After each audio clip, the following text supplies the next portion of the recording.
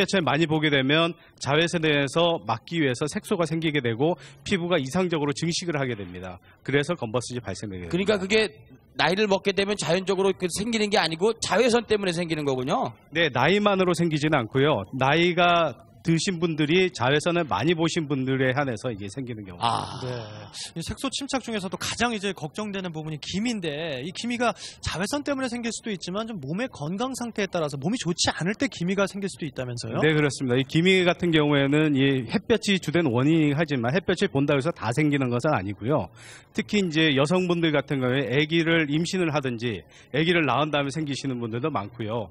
호르몬 변화하고도 관련이 되는 경우도 많고 간이나 신장에 질환이 있는 분들, 신진대사가 원활하지 못한 분들의 경우에도 기미가 잘 생길 수가 있습니다. 네, 사실 다른 것보다 기미 생겼을 때 가장 속상하거든요. 네. 네, 그래서 이 봄이 되자 부쩍 기미가 더 심해져서 고민이시라는 사례자 한 분 화면으로 먼저 만나보고 이야기 나눠보겠습니다. 본격적인 봄이 시작되면서 칙칙한 피부와 잡티가 더욱더 신경 쓰인다는 주부를 만났는데요. 평소 피부 관리는 어떻게 하실까요? 기초로 세수하고 이렇게 바르는 거 있잖아요. 비누 세수밖에 안 해요. 자외선 차단제를 더워서 잘 안 바르게 돼요. 왜냐하면 땀나고 계속 덧발라야 되는데 3시간씩 덧바르기도 챙겨서 바르기가 좀 그렇죠.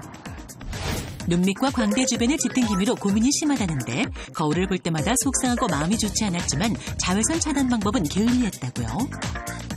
대부분 주부가 집안에서는 화장을 잘 안 하게 되더라고요. 저도 역시 마찬가지로 화장 별로 안 하고요. 자외선 차단제 잘 안 쓰는 경향이 있죠. 현재 유미선 주부의 상태를 확인하기 위해 병원을 찾았습니다.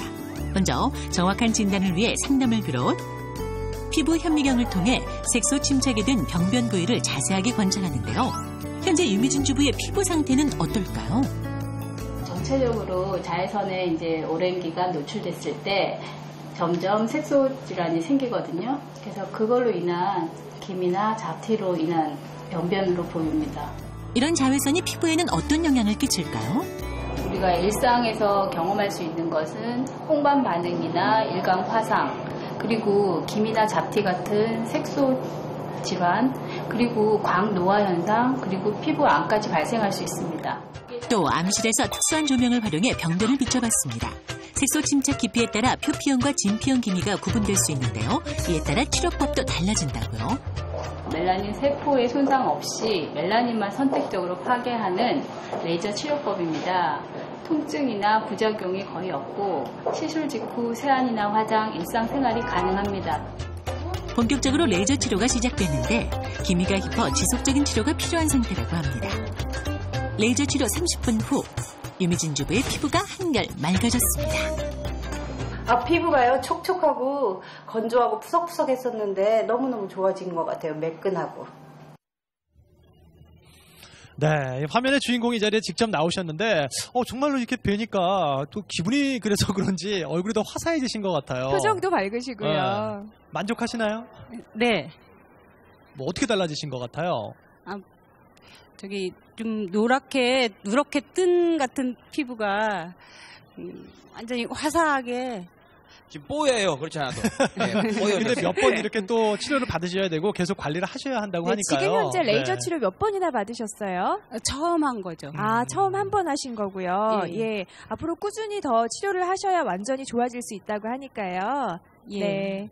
앞으로 더 하시고요. 네, 뽀얀 피부 간직하시기 바랍니다. 예. 뽀예요. 자, 네. 근데 이 치료받는 방법이 지금 레이저 치료 방법을 봤는데 역시 이 기미에는 레이저 치료 방법이 가장 좀 효과적인가요? 뭐 다른 치료 방법들도 있나요? 예, 기미에는 여러 가지 이제 다른 치료 방법이 있습니다. 이제 제가 피부과 의사이긴 하지만 사실 기미 치료만큼 어려운 치료는 없어요. 그래요? 예, 그래서 한 가지 방법만으로는 깨끗하게 완치시키기가 어렵고요.